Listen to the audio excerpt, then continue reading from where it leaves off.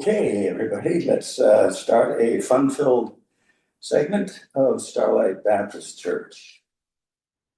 We've uh, we've got some potential problems right now because most of our production staff is not here, so we're flying by the seat of our pants here. So if anything comes out, great. If it gets all screwed up, hey, welcome to Starlight Church, the Church of Grandpa. The last few weeks we've been talking about the concept of evil. We've incorporated obviously the prime culprit and suspect in this subject of evil, that being Satan. His antagonism against God, his wanna-be mentality of wanting to be God, and so forth. And we're beginning to get an idea or an inkling as to why he acts the way he does. And particularly the people in which he involves in this action that he has chosen. We know that he cannot beat God. I mean, we're talking literal, man to man, face to face. He cannot beat God. Whether or not he conceptually understands that or not, or if he still has a deluded idea that in some miraculous Hail Mary type way, he can beat God, I don't know. All we have to go by is watching him in action.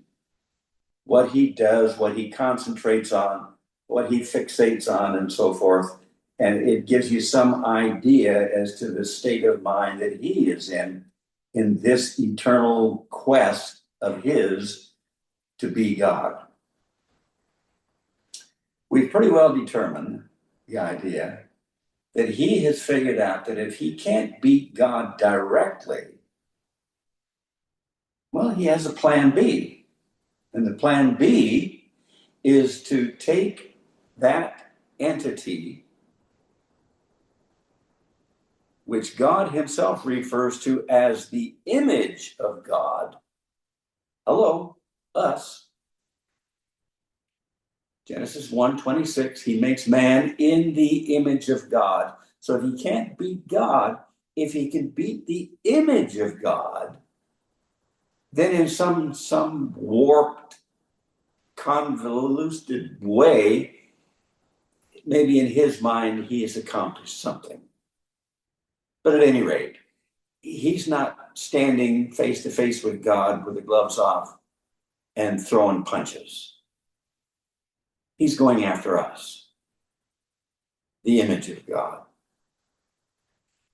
And today I want to focus in on one, we're taking the big and we bring it down a little bit smaller and a little bit smaller.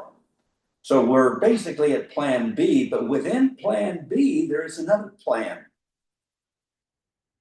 Satan is just not concentrating on mankind itself. He's gotten a little bit more specific in that within the scope of mankind, overall, he has singled out a particular group that he really has taken the gloves off with and is trying to do a number on. And that is, surprise, surprise, the Jew.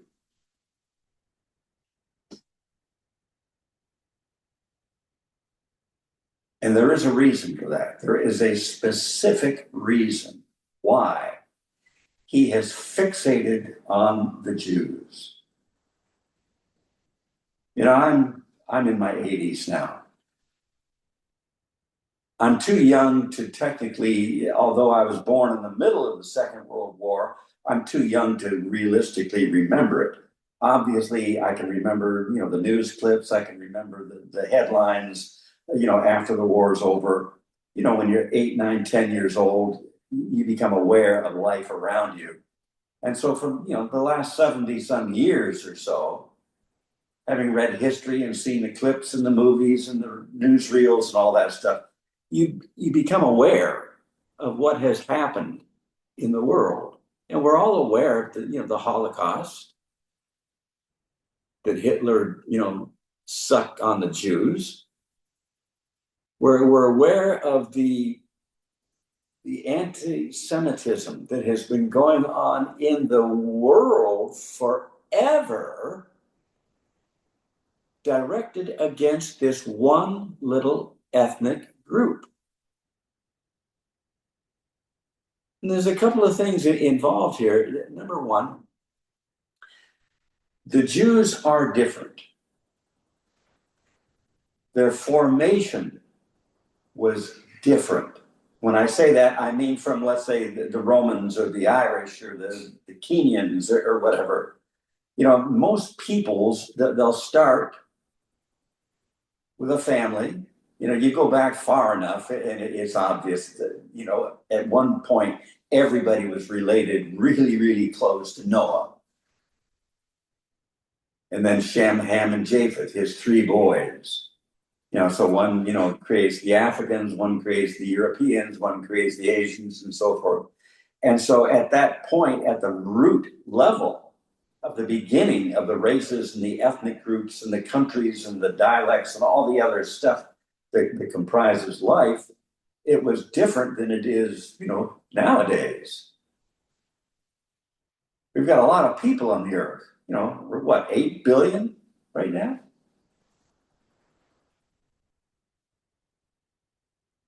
But the Jews were not created the way most ethnic groups or countries are created. God picks one guy. And there's a lot of people on the earth at that point of which God picked Abraham in Genesis chapter 12. There's a lot of people. It's not like there's, 8 people and one of them gets to be a country, by default.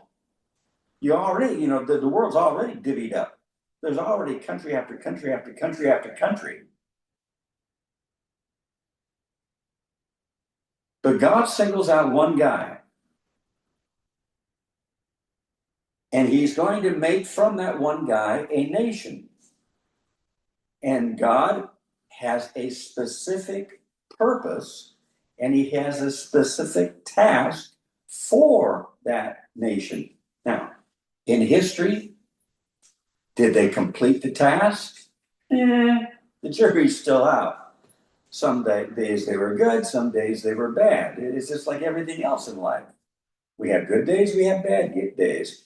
We have effective days, we have just totally worthless days. The Jews were no different.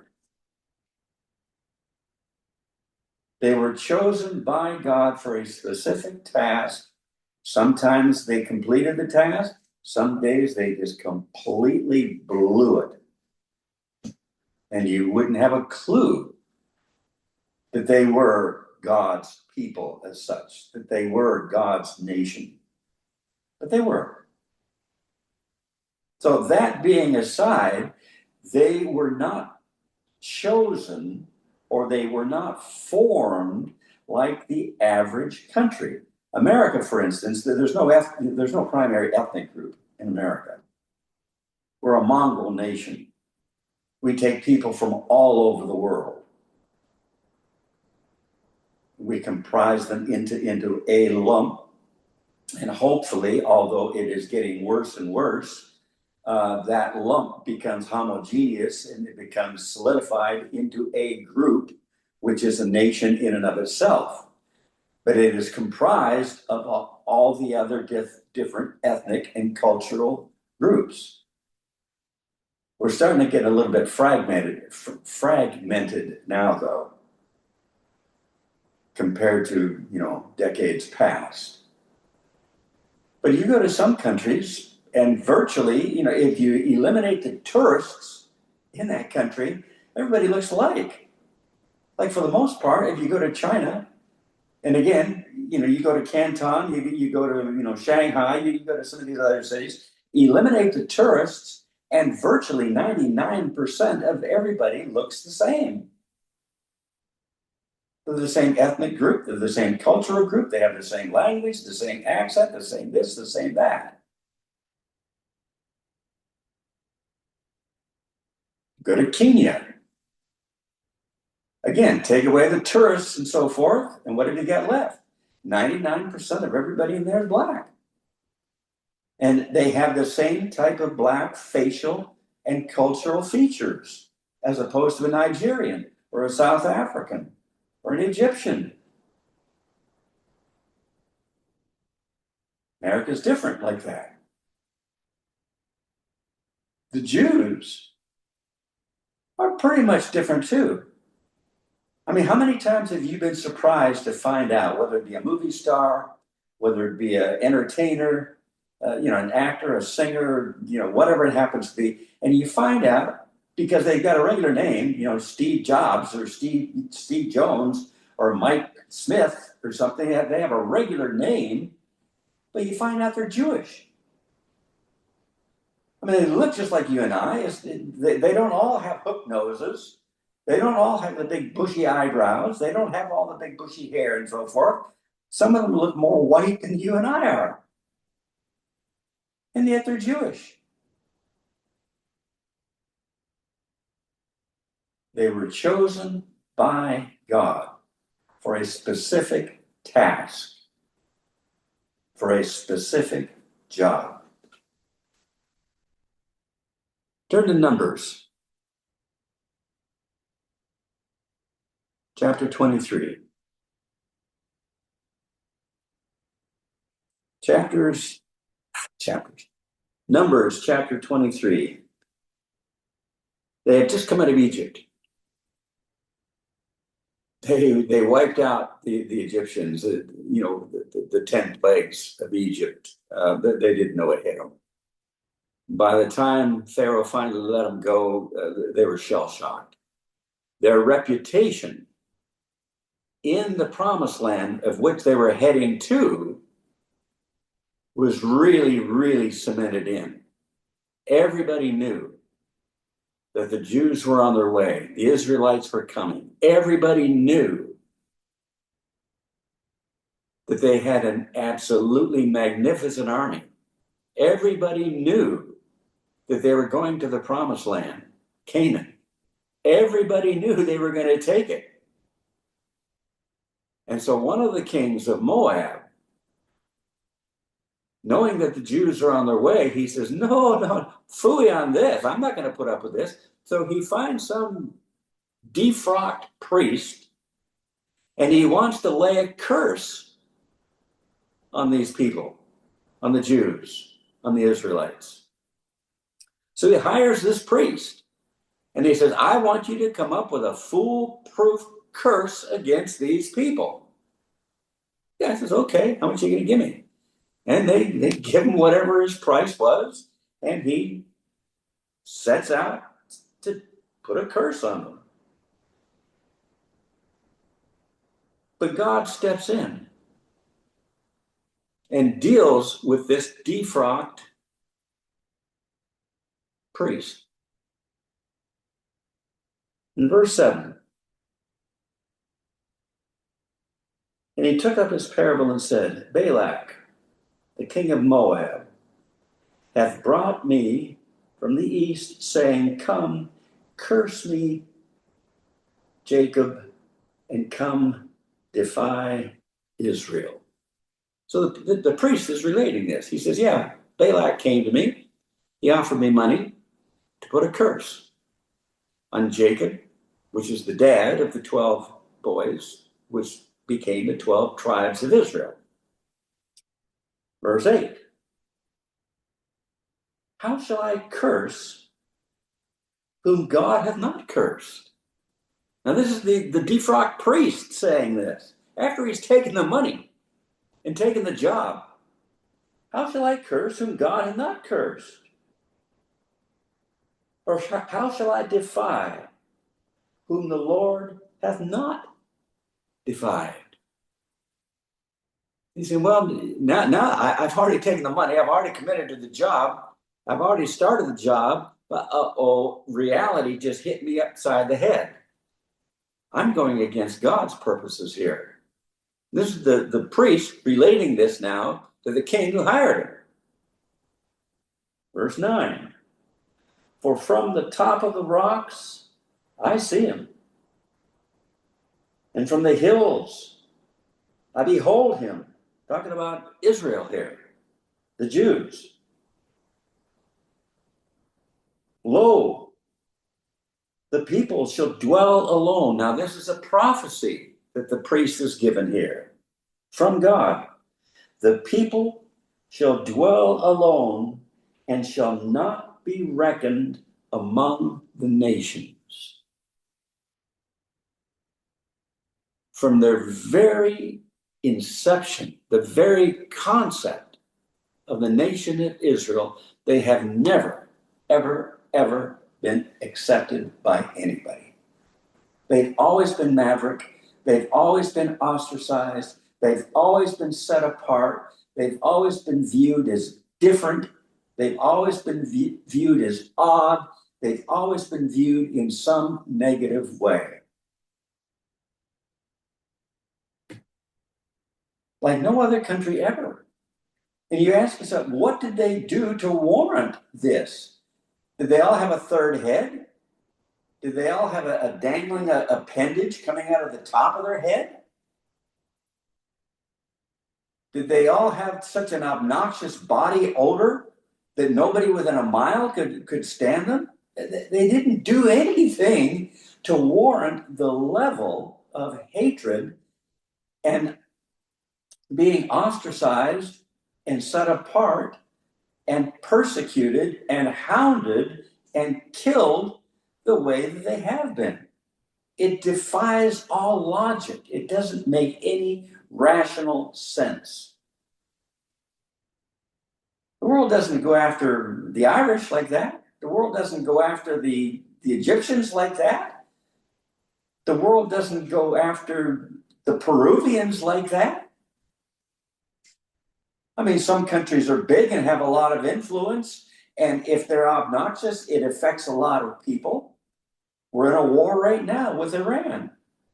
And it's not just us and them, now it's all the little satellite states around there that are being, nuked and bombed or whatever Iran's doing to them.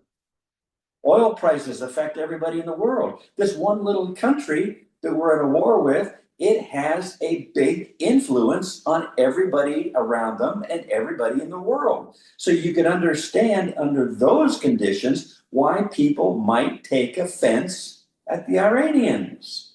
And they might get mad at them for whatever reason. But the Jews, what did they do? They didn't invade Africa and subject it. They didn't invade Asia. They didn't invade Europe. They may have been carried there, bits and pieces, but they didn't invade. They didn't take over. They didn't make Hebrew the national language. They didn't change the dates and stuff to correspond with Yom Kippur or any of this other stuff. So you stand back and you watch the level of junk that they have been subjected to from their inception to now. It's still going on. It goes up and down and up and down. But there's still anti-Semitism someplace in the world all the time.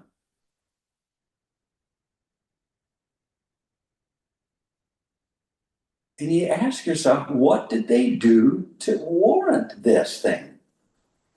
And the answer is, we'll get to that in a second, but God lays the framework. He says they're never going to be reckoned among the nations. They're never going to be one of the boys. They're never going to be invited over on Friday night to watch, football or have barbecue or whatever it happens to be. They're different. And they're different for a reason. And the reason is that God picked them for a specific task. And he made them different to suit the task.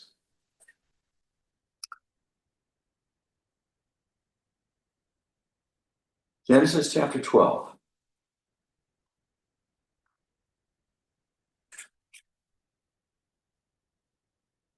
Genesis chapter 12, God stops dealing, in the historical text here with the world as a whole, and he zones in and he zeroes in one guy.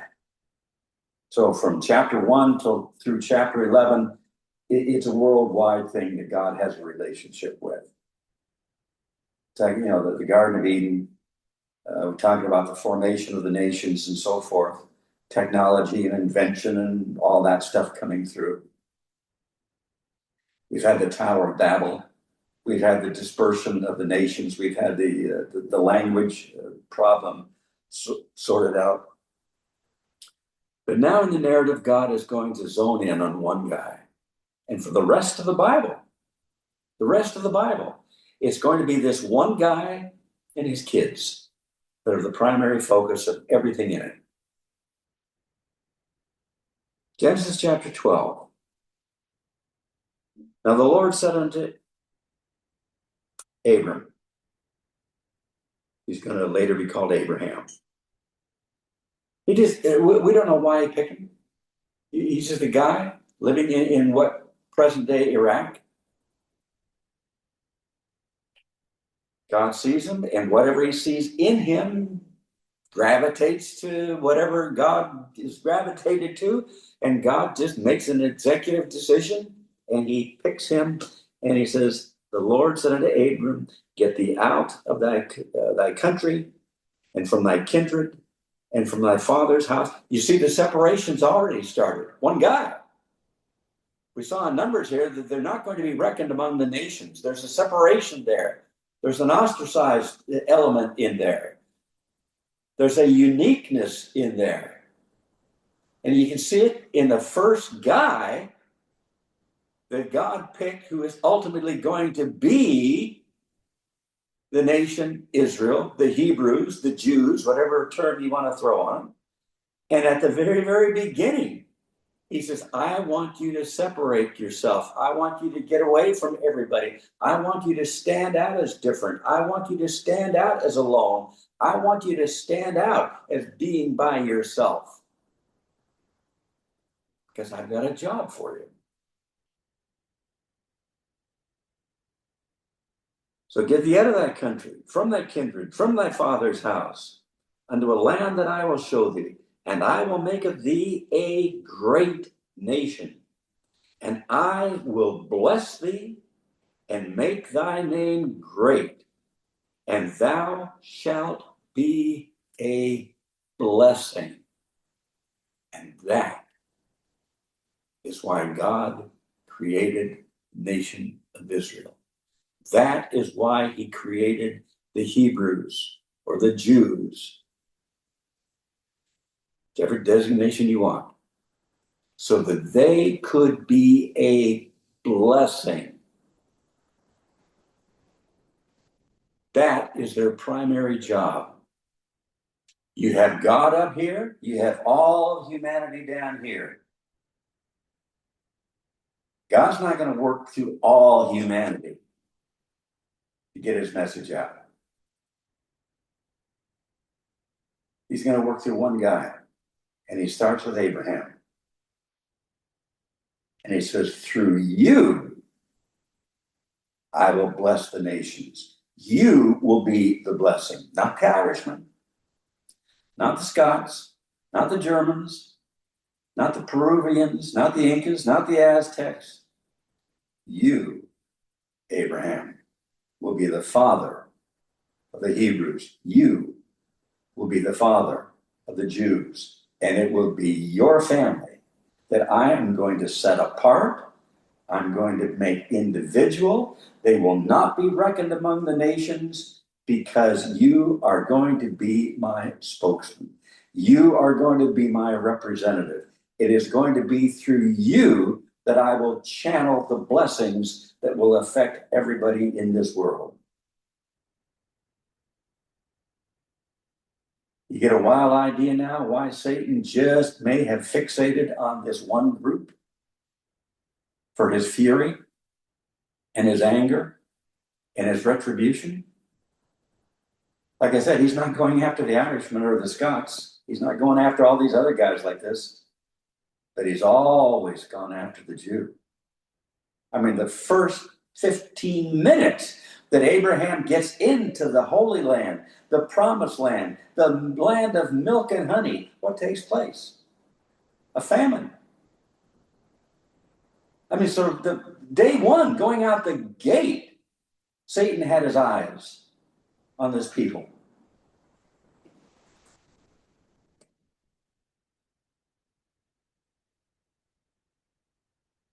So there's a reason why the Jew is set apart. There is a reason why they seem different than everybody else. They might look the same, they sound the same.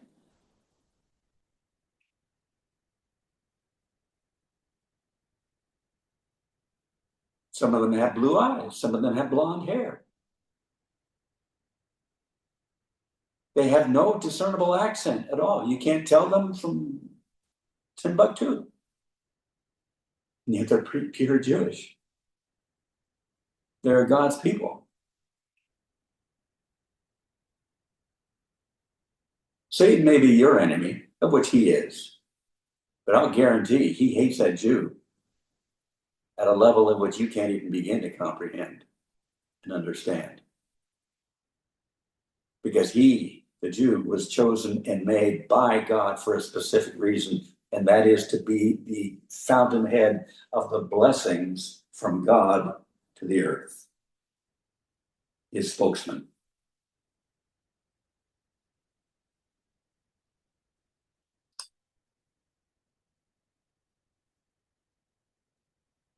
I'm not going to go through all the big old monster list of inventions and concepts that the Jewish people have contributed to in the history of the world, but just three or four, biggies here. The law, the Ten Commandments, which is the bedrock for all, legal jurisprudence in our section of the planet.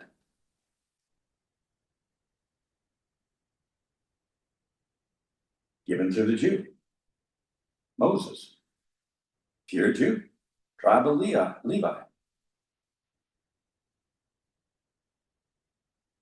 The scriptures, the Bible itself. Look over in Romans chapter 3.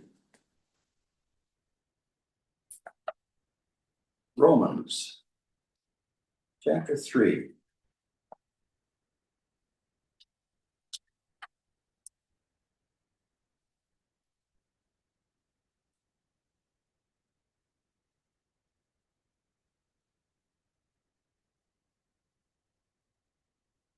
Paul's taking up this same subject to a certain extent. He's going on about general sin, how that everybody in the world is a sinner. Nobody is really apart from sin. The taint of sin, the gift of sin that was given by Adam and Eve affects everybody. Period. And so he's going through this. And he starts in verse 1 here of chapter 3 of Romans. He says, what advantage then hath the Jew? I mean, you got, like I said, you got all these ethnic groups, you got all these countries, you got all these, cultural blocks and so forth. What advantage is it to be a Jew? Because remember, we just got done saying that God made the Jew for a specific reason, that he was not going to be reckoned among the nations, that from his very onset, his very outcome, it was determined that he was going to be alone. What advantage then hath the Jew? Or what profit is there in circumcision? And that, again, is a Jewish thing. It was the Jews that brought that little thing to the table. Thank you very much. Verse 2, Paul says, much in every way. And he's just going to list the one here, and then he's going to go on to something else, and he'll come back and he'll, fill it in later here. But the biggie, the monster biggie. The question is, what advantage then is it to be a Jew? Much in every way, chiefly because that unto them were committed the oracles of God. The Bible. Nothing like it exists in the world. Nothing can compare to that book. And there's millions of books, but nothing stands like this one. Jewish. The Egyptians didn't give it to us. The Russians didn't give it to us. The English didn't give it to us. The Jews. Oh yeah. That was their job. Yeah, I forget. The oracles of God. God's spokesman, his spokespeople, the one who represents, theoretically, God. Yeah, I can see now. Who else would it have been that God would have given the Bible to disseminate around the world? Of course, it's going to be the Jew. So Matthew, Mark, Luke, John, Paul, Moses, David, Solomon. I mean, just go down the list. It was the Jews who gave us this book. Holy men of God spake as they were moved by the Holy Ghost, because they were the spokesman of God. God had a message to convey. He did it in 66 books, over 33,000 verses. He puts it into a volume of which we call a Bible, and he did it through the Jew. That was their job.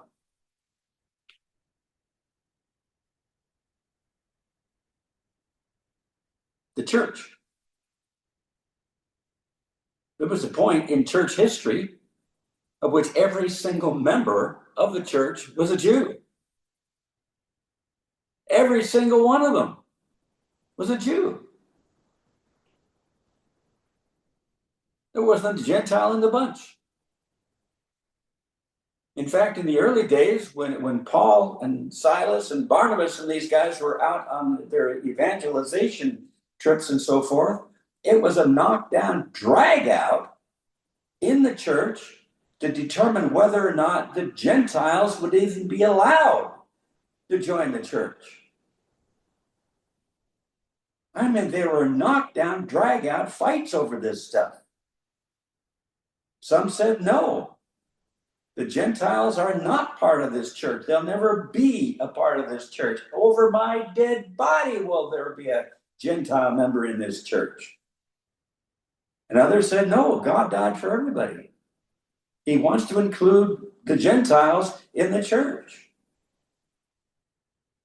And the split got so bad that Paul just gave up on the Jews, and he said, "Phooey on you guys.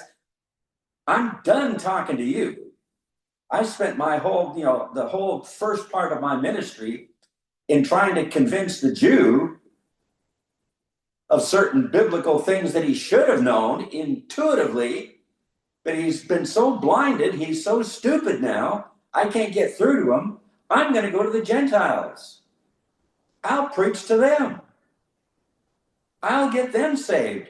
They'll become members of the church." And so he did.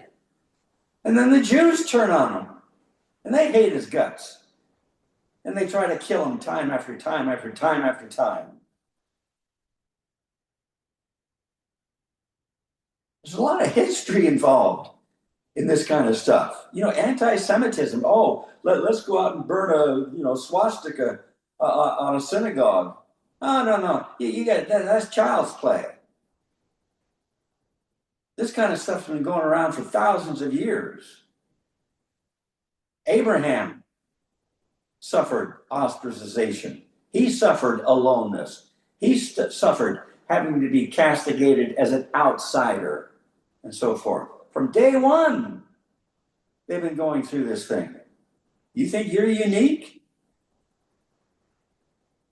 in your oppression of the Jews? They've been suffering this stuff for 4,000 years.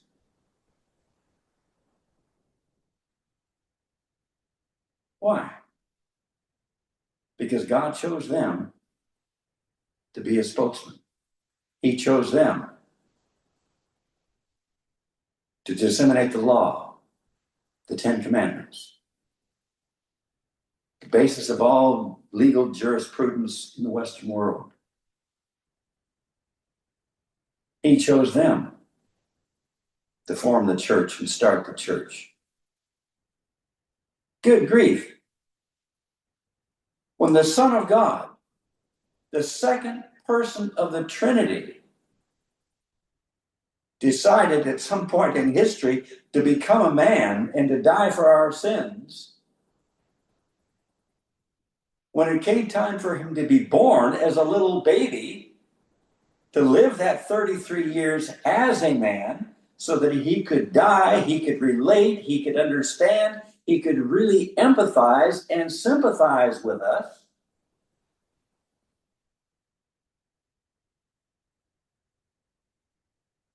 He wasn't just born as a man.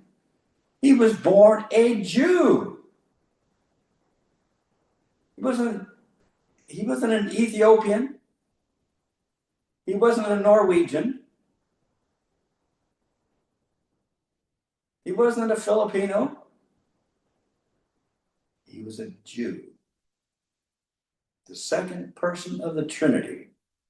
Long before the human element of Jesus came into play, decided that when it came time for him to join mankind in that special, unique way, he was going to do it as a Jew. And you think you're a hot shot because you're standing up against the Jews? Because you're making a statement against the Jews? Forget it.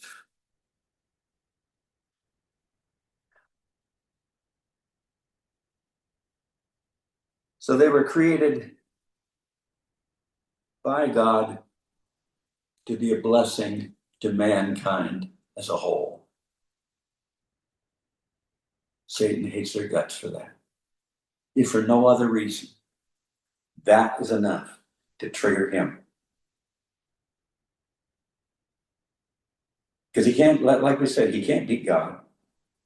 He can't thwart God.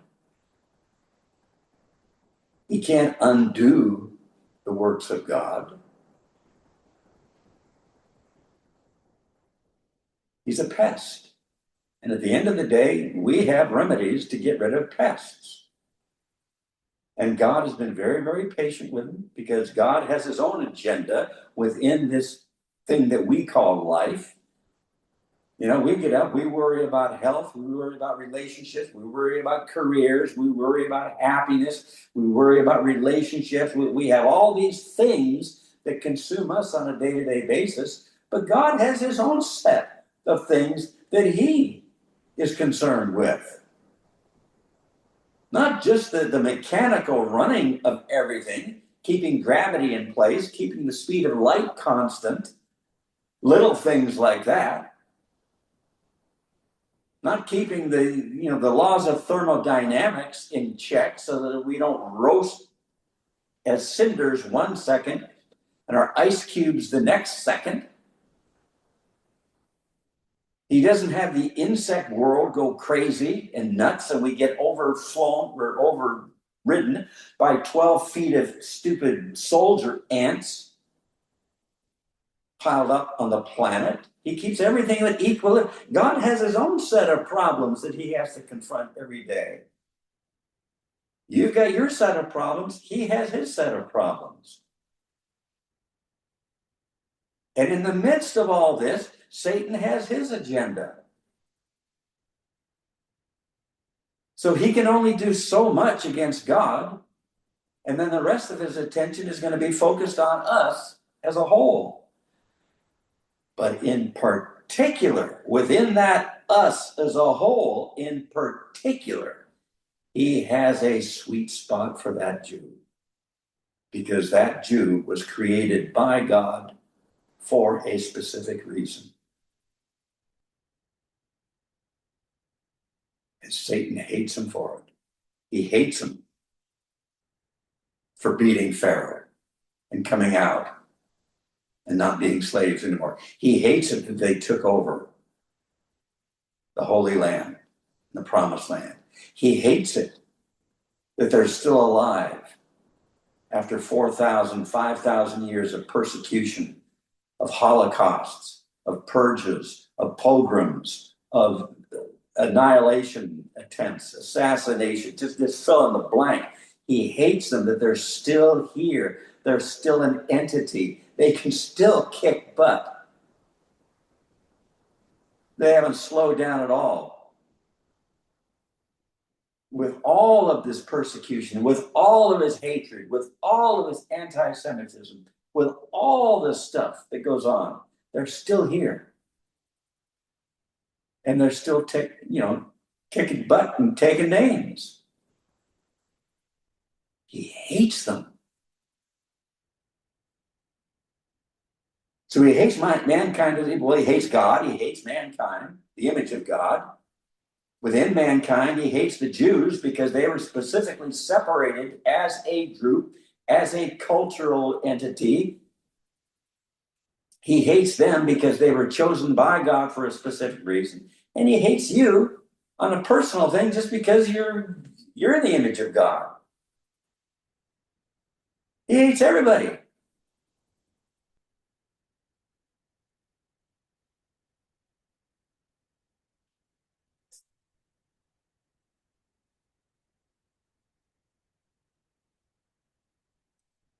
You ever wondered why? It's just a stupid little ditty that hit my head one day, or I may have picked it up reading it or heard it someplace.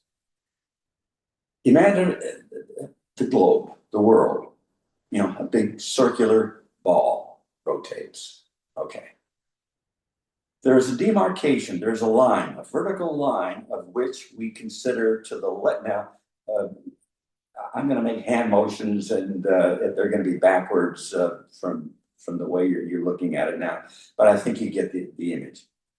Imagine the globe, a world, cut a line down, and to the left of that line are let's say the European types. To the right of that line are the Asian types.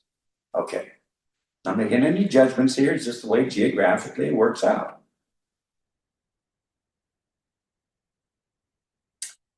It seems that, and there's going to be exceptions to the rule, but generally as a rule, everybody to the left of that line, I'm talking about Europe, I'm talking about North and South America, primarily. When we write from left to right. We start at the left-hand side of the page and we write to the right-hand side of the page. Have you ever noticed? And again, it's not perfect. It's not everybody. So don't jump in and say, oh, well, you're wrong because they do it and these guys do it. But as a whole, as a rule, everybody to the right of that thing in the world, they write from right to left. Asians do. Chinese, the Japanese, all these, they start at the right-hand side of the page and they go to the left. What's in the middle? What's the demarcation line basically, generally?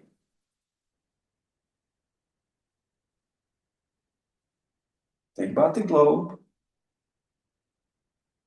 Think about Asia. Think about Europe. What is kind of in the middle of Asia and Europe? Israel, Jerusalem, the Jew, the Hebrew, God's people, God's representatives on earth, the ones that he gave the law to, the ones that formulated the church, the ones who, when he decided to become a man, he picked them. Everybody to the left of them write one way, everybody to the right of them writes another way. Just a little weird ditty on there.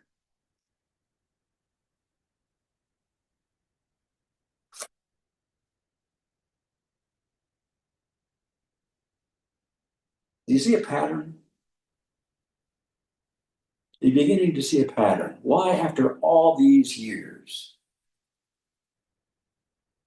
still, and that's probably the most important word I can throw in this little thing here. It's still, after all these years, the Jew is singled out for this worldwide. And it's not just, one group that hates the Jew or attacks the Jew or is part of anti-Semitism. It has been, and it always was, and I guess it'll always be a worldwide phenomenon. I mean, there's North Americans that hate the Jews. South Americans hate the Jews. I'm sure somebody in Greenland hates the Jews. There's people in Ethiopia. There's people in China. There's people in Korea. Everybody has free game here when it comes to the Jew, specifically. Have you ever wondered why this level of hatred has been so consistent, so persistent, so obvious, so in your face for such a long period of time? Someone says, well, it's because they killed Jesus. No, phooey on that. Just a second. If you're talking about blame on that particular little incident, the Bible is very, very clear that we all share in that. But specifically, Rome is at the top of that list. It wasn't the Jews that condemned Jesus. It was a Roman governor by the name of Pontius Pilate.